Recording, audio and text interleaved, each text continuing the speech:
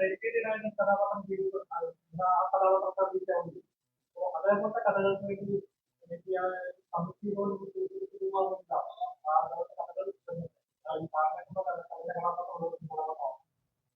നമ്മൾ കിട്ടുന്ന വേറെ പറഞ്ഞ പോലെ കിട്ടുന്ന അവസരങ്ങൾ നമ്മൾ അങ്ങനല്ലേ പലപ്പോഴും ഇങ്ങനെ അവസരങ്ങൾ ഇങ്ങനത്തെ അവസരങ്ങൾ എനിക്കെന്ന് വെച്ചാൽ അവസരങ്ങൾ കൂടിക്കൂടി വരുന്നു.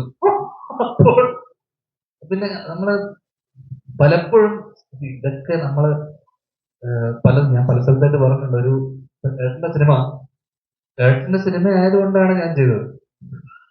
കഴിഞ്ഞ കുറച്ച് അങ്ങനെ നോക്കുമ്പോൾ കഥ ഇഷ്ടപ്പെട്ട് ഞാൻ അവസാനമായിട്ട് ചെയ്ത സിനിമ ഏതാന്ന് ചോദിക്കുമ്പോൾ എനിക്ക് ആലോചിക്കണം.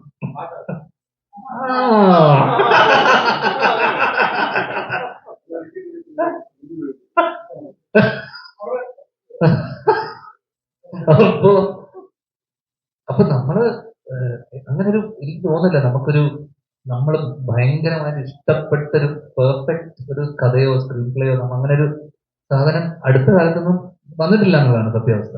അപ്പം ഏട്ടന്റെ സിനിമ ആയിക്കോട്ടെ അല്ലെങ്കിൽ അതിന് ശേഷം വന്ന സിനിമകളായിക്കോട്ടെ, അപ്പൊ കിട്ടുന്ന സംഭവം ഈ ഒരു സമയത്ത് നമ്മളെ ഒരു ഗോ വിത്ത് ദ ഫ്ലോ എന്നുള്ളൊരു ആറ്റിറ്റ്യൂഡിലാണ് ഞാൻ നിൽക്കുന്നത്.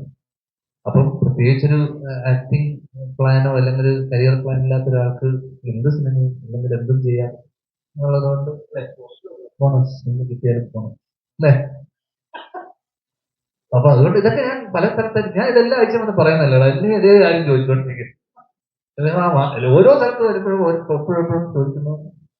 അപ്പം കിട്ടുന്നത് ഇപ്പൊ എനിക്ക് ഇതിനെ സംബന്ധിച്ചിടത്തോളം ഈ ഒരു ഐഡിയ നവീൻ ഇത് ആദ്യമായിട്ട് പറഞ്ഞപ്പോ ഇങ്ങനൊരു സംഭവം അല്ലെങ്കിൽ ഒരു സാധനം അല്ലെങ്കിൽ ഇതൊരു ഞാൻ ഇതിനെപ്പറ്റി ഒരു ന്യൂസ് ആയിട്ട് ഞാൻ പേപ്പറിൽ വായിച്ചിട്ടുള്ളൊരു സംഭവം.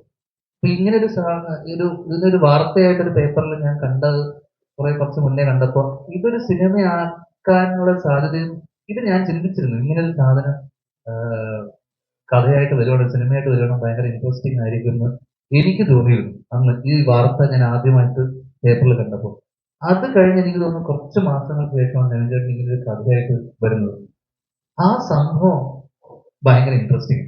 ആ സംഭവം അതൊരു ഒരിക്കലും നടക്കാത്തതും അല്ലെങ്കിൽ നമുക്ക് ഒരിക്കലും ചിന്തിക്കാൻ ഇങ്ങനൊരു സംഭവം നടന്നിട്ടുണ്ടെന്ന് ആലോചിക്കുമ്പോൾ ഭയങ്കര ഇമ്പോസിബിൾ ആയിട്ടുള്ള ഒരു സംഭവമായിരുന്നു ആ സാധനം.